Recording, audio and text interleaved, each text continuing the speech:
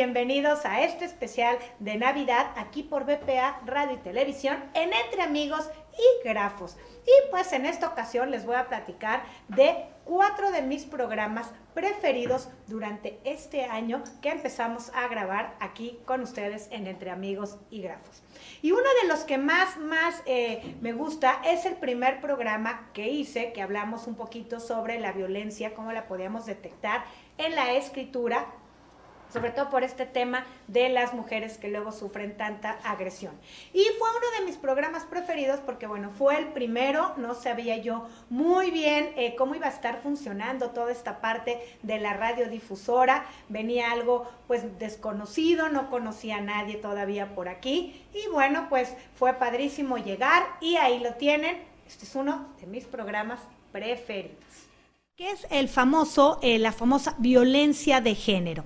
Y vamos a empezar un poquito por entender qué es la violencia. Ok, bueno, pues vamos a entender por violencia cuando hay el uso intencional del poder o de la fuerza física como una amenaza para hacerle daño a otra persona. El daño puede ser, como bien lo dijimos, físico, pero también puede ser psicológico y emocional. Vamos a tener diferentes tipos de violencia. La primera es la violencia interpersonal, es decir, la que se hace entre dos o varias personas. Yo lastimo a una persona, puede ser físicamente o verbalmente, o otra persona me lastima a mí. También es cuando se tocan ahí a miembros de la familia, a la pareja, a los amigos, en el trabajo, entre personas que trabajan en un mismo lugar. Ahí es donde tenemos una violencia interpersonal. Luego vamos a tener la que viene siendo la violencia autoinfligida, es decir, la que uno se hace a sí mismo, que ahí van a entrar los daños, lesiones, pero también va a entrar toda esta parte del suicidio. Y acá es muy interesante, aquí se las voy a poner yo tantito para que cuando les suban la imagen la puedan ya tener ustedes. Ahí, bueno, esta letra, fíjense bien, estamos hablando de una persona madura y sin embargo estamos viendo una escritura sumamente infantil. ¿Qué es lo que pasa? Que así como la víctima se encuentra mal emocionalmente, el agresor también. Y muchas veces este daño psicológico que ya trae el agresor y por eso se comporta de esa manera, viene desde la infancia. Y aquí lo tenemos muy marcado con una escritura que a pesar de ser un adulto, vemos una escritura de un niño pequeño. Entonces vemos ahí la inmadurez. Vamos a ver muchas letras que se van a inclinar hacia la izquierda, es decir, la letra D, que las jalan hacia la izquierda. Entonces vemos una persona que está tan inhibida, tan introvertida en sí misma, tan frustrada, y todo eso por supuesto lo va a volcar en la víctima. Pero hay un rasgo y con este es con el que, uno más antes de terminar, pero con este de aquí de verdad me quiero enfocar, que se llama, en algunos lados la conocen como el rizo del descaro, pero también en otros lados lo conocen como la colita de puerquito. Es decir, la letra O sube, hace un bucle y se va. Entonces, en el bucle lo que nos indica es la capacidad del labia de envolver, pero sube la colita y se va. Es decir, soy descarado, me salgo por la tangente, no me importa, y además pues lo vamos a tomar también como un rasgo totalmente de deshonestidad, ¿ok? Bueno, y otra que es bien importante, en la segunda carta, en la segunda muestra, la que ahorita les van a poner, al final cuando dice te quiero Betty, cómo hace de verdad la B de Betty, cómo pone ahí las letritas tan pequeñas, tan chiquitas, disminuyendo a su víctima, porque superior, y aplasta a la víctima, trata de hacerla menos, trata de que pierda totalmente poder, que pierda totalmente individualidad, que no pueda salir adelante. Otro de mis programas también que me encantaron fue el programa de Drácula, que fue en ese momento cambiamos totalmente lo que venía haciendo, producción estuvo trabajando muchísimo en todo lo que eran los fondos para que ustedes tuvieran un programa más completo, más agradable, que impactara más, y uno de ellos fue el de Drácula porque fue el primer programa en el que pudimos entrar en el castillo de Drácula y grabar ahí gracias a la tecnología el programa. Además que a partir de ahí, también aquí en la radiodifusora radiodifusora, empecé con don Víctor a pues planear todos los programas y cómo podíamos hacer que cada uno de ellos tuviera mayor contenido y fuera más interesante para ustedes. Por eso es también uno de mis programas preferidos. Y ahora los dejo un ratito que vayamos a cortes. Regresamos aquí en este especial de Navidad en BPA Radio y Televisión, en Entre Amigos y Grafos. Los veo en un minutito. Bueno, ahí les va. Val Tepes III, ¿ok? Se le conoce como el empalador. ¿Por qué? Porque siempre que él iba a la guerra, una de las cosas que lo hizo famoso en esas batallas, que además ganaba, era que empalaba a la gente. Cosa que no era agradable, pero bueno, así lo hacía y le quedó el nombre. Val era hijo de Val II de Valaquia, ¿ok? Que había ingresado en 1428 en la Orden del Dragón. Entonces, dragón en húngaro se dice Drac. De ahí que Drácula, se dice Drac, de ahí que Val III, el hijo, era el hijo de Val Drac, que le habían dado el nombre de Drac por pertenecer a esta congregación o orden de los dragones. Ahora, lo que es interesante es que en Hungría, en esa época, no existía como tal la palabra dragón. No era algo conocido para ellos como tal, como vocabulario, y Drac significaba lo que venía siendo esa parte que lo une a la parte del diablo. Entonces aquí lo que se vuelve interesante es Val III, siendo hijo de el Val Drac segundo, le ponían Draculea para que el final de la palabra significara que era el hijo de Val Drac. Y Draculea, tal cual traducido, como les digo, como no hay esta parte de los dragones allá como tal, significaba hijo del diablo. Y así le quedó ya el apodo a Drácula. Bueno, pues Drácula únicamente estuvo 7 años en guerra, después muere, desde muy pequeño se va él a la guerra, les digo, no tuvo una vida muy grande, muy larga tampoco, pero sí muy activa en cuanto a las guerras, y como les comentaba, en este contexto de esta guerra constante por adquirir territorios, y que esta parte de la parte de los Balcanes y de toda esta cuestión de los otomanes era sumamente violenta. No eran guerras fáciles, eran guerras muy sangrientas. Y así es como se desarrolla este personaje que vamos a analizar ahorita un poquito a través de su escritura. Bueno, se dice que durante su gobierno, que les digo fue muy corto, de 7 años únicamente, él mató más de 100,000 personas, todas empaladas, y además se ganó el apodo Drácula, tal cual como lo conocemos, pero que ya vemos que viene de la parte del apellido y de la orden a la que pertenecían él y su padre, pero se decía que él se bebía las sangres de su víctima y que inclusive remojaba ahí el pan con el que comía.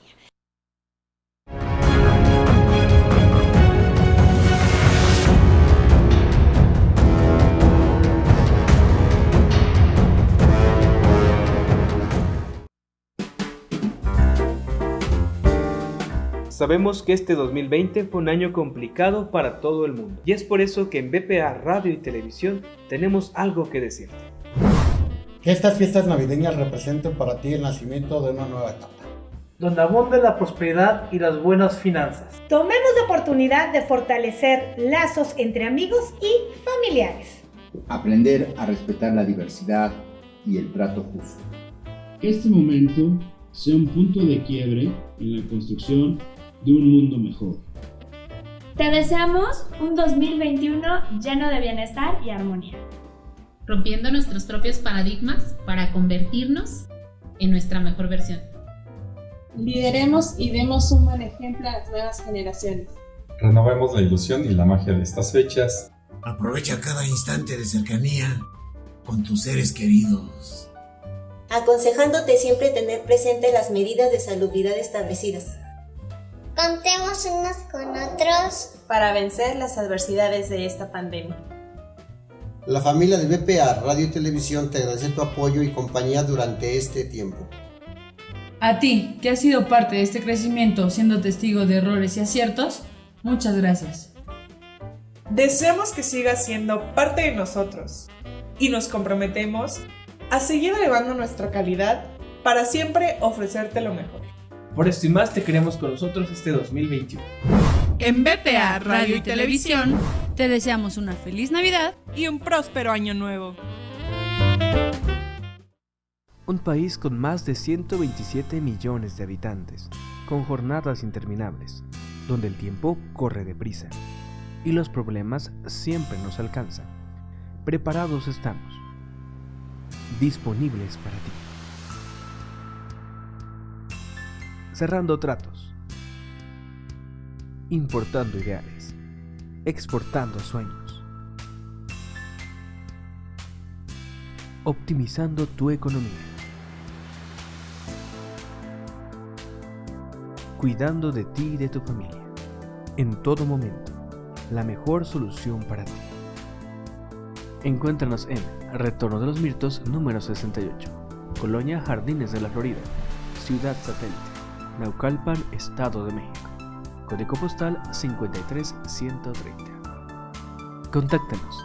Teléfonos 4752-4577 y 4752-4578. Página web www.bpaasociados.com. BPA, Barrios Parrilla y Asociados.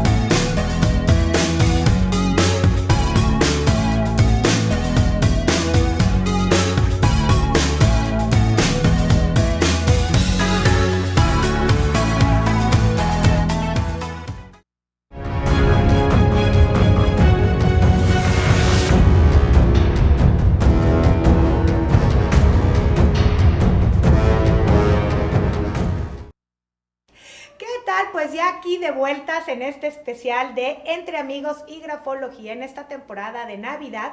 Y bueno, estamos aquí platicando un poquito sobre los programas que más nos gustaron durante este año que empezamos a transmitir por BPA Radio y Televisión. Y bueno, otro de los que también me fascinó fue cuando platicamos un poquito sobre la escritura de Van Gogh y todas estas cartas tan maravillosas que le escribía a su hermano Theo.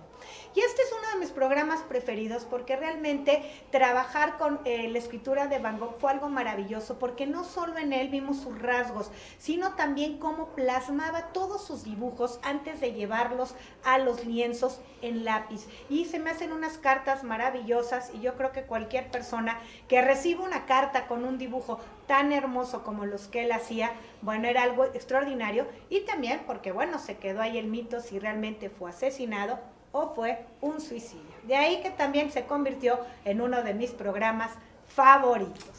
Dentro de los datos más curiosos de Van Gogh es que se dice que le gustaba mucho pintar de noche y que cuando lo hacía ponía en su sombrero velas para que lo pudieran iluminar y él pudiera realmente observar bien lo que estaba pintando. Y aquí les da, como les estaba yo platicando, del color amarillo, que era uno de sus colores preferidos porque le daban muchísima alegría. También se le dio un nombre que es el amarillo cromo, que estaba formado de cromato de plomo tóxico con muchos pigmentos que eran muy importantes en esa época, pero que eran químicamente inestables. Y es por eso que todos los amarillos que se han observado en los cuadros originales de Van Gogh, con el tiempo han ido perdiendo la tonalidad de amarillo que en su momento se utilizó, bueno, que en el momento él pintó, pero con el tiempo se han ido desvaneciendo. Y bueno, esto es un punto muy, muy importante porque pues ha habido muchas obras de Van Gogh que fueron falsificadas y obviamente pues el amarillo que utilizaron ya en las falsificaciones pues ya no fue el mismo. Así que en los cuadros auténticos este dato se ha vuelto muy importante para la autenticidad de los cuadros de Van Gogh. Entonces, fíjense bien, pero acá lo que es bien interesante, vean nada más qué maravilla del dibujo en lápiz. Siempre se los mandaba así primero a Theo y también a Gauguin en algunas ocasiones antes de plasmarlo. Pero fíjense, a pesar de ser hecha en lápiz, en los cambios de tonalidad que hay y cómo presiona en los rasgos verticales. Entonces vamos a tener que hay palabras que tienen muchísima tinta, a pesar de ser hecho con lápiz, y otras en las que se pierde la presión. Entonces ahí tenemos una escritura en relieve, matizada, es decir, una persona sumamente creativa, original, pero también con un sentido del color impresionante. Es decir, es una persona que sabía combinar colores, estudió mucho teoría del color, como se los platiqué hace rato, pero era algo que él ya traía neto, combinar colores, moverlos, usarlos, ahí lo tenemos muy marcado. Ahora, y bueno, vámonos con el último programa favorito de esta sección, porque acuérdense que seguimos con los especiales la próxima semana para Año Nuevo, y otro que también me encantó este año fue el que hicimos sobre las mujeres durante la independencia. Este programa fue muy, muy interesante porque vimos cómo a través de la historia e independientemente de cómo esté funcionando el mundo, siempre han habido mujeres de verdad con muchísima fortaleza, muchísimo empeño por sacar adelante aquellos proyectos que ellas se imponen y que dan todo, inclusive como lo vimos ahí, hasta la vida, para poder sacar adelante ese objetivo que se pusieron. Y la verdad fueron escrituras sumamente interesantes donde vimos mujeres con muchísimo carácter, con afán de independencia, extremadamente luchonas, muy combativas. Y bueno, de ahí que también fue uno de los programas que más me gustó grabar, más me gustó preparar para ustedes y que bueno, espero yo también hayan disfrutado muchísimo. Bueno, pues yo con esto me despido, les deseo una extraordinaria Navidad, la verdad que estén llenos de luz durante todas estas fiestas, disfrútenlas muchos y también cuídense mucho, aquí los queremos ver a todos el año que entra, con los nuevos programas, con las nuevas sorpresas que les tenemos preparadas por BPA Radio y Televisión y los veo la semana que viene en el especial de Año Nuevo en Entre Amigos y Grafos por BPA Radio y Televisión. Felices fiestas, disfruten muchísimo, pásensela muy bien. Me tocó buscar a todas aquellas mujeres que durante la independencia dieron de verdad, porque ahorita lo van a ver, su vida entera por una convicción, por una idea y cómo lo lucharon, cómo lo sacaron adelante, cómo se impusieron también en una época donde a las mujeres pues las ponían siempre en la casa con ciertas cuestiones, no era tan abierto como el día de hoy y sin embargo ya teníamos ahí figuras que estaban luchando muchísimo por imponer sus ideales y sacarlos adelante y sobre todo luchar por una causa que para ellas era importante. Entonces vamos a ver un poquito a 4 mujeres de ellas porque son muchísimas las que participaron en el movimiento de independencia. Se le conocía como María Gertrudis Teodora Bocanegra Lazo Mendoza y acabó nada más en Gertrudis Bocanegra. Aquí ella era hija de comerciantes pertenecientes a la clase media, pero también tuvo la oportunidad de cultivarse y fue una persona que le gustaba muchísimo leer y llega a tocar temas que en esa época, como les decía, ellas realmente, estas mujeres que estamos viendo, se fueron contracorriente. ¿Y qué es lo que pasa con Gertrudis? En esa época había temas que estaban vetados a las mujeres y a ella no le importó, empieza a leer libros libros y se empieza a empapar de todos los que son conocidos como los autores de la Ilustración, que entre ellos tenemos, por ejemplo, a Voltaire, a Rousseau, a Newton, a Leibniz, y entonces ella empieza, siendo una mujer muy inteligente y muy curiosa, a empaparse de nuevas ideas. Y en estas épocas se escucha mucho de su nombre, y es a la famosa Josefa Ortiz de Domínguez, conocida como la Corregidora. Bueno, pues otra mujer que realmente se entregó a la causa. Ella se llamaba María Josefa Crescencia Ortiz Girón. Nace en Valladolid, Michoacán, en Morelia, Michoacán, y pertenece a una familia criolla, de clase alta, y fue educada, fíjense, por su hermana, porque cuando era ella muy pequeña fallecen ambos padres y la saca adelante su hermana mayor. Bueno, ella la meten a estudiar en el Colegio de las Vizcaínas y desde muy chiquita empieza a destacar por sus ideas también aquí cercanas a la Ilustración. Entonces, como ya vimos desde Miguel Hidalgo, Gertrudis Bocanegra y aquí también Josefa Ortiz, ¿qué es lo que sucede? Se empiezan a tocar por ideas que vienen de fuera, de Europa, y acá es algo interesante porque fíjense, en esa época también para que les llegara un libro con toda esa cultura, con toda esa ilustración, pues era tardado. Entonces es muy interesante cómo empiezan de verdad con poco material, porque no es como ahora que puedes pedir 10 libros de un tema, no existía eso anteriormente, y de acá que llegaban los libros. Entonces es interesante cómo de verdad se aplican en el estudio y cómo empiezan nuevamente ahí también a crear sus ideas.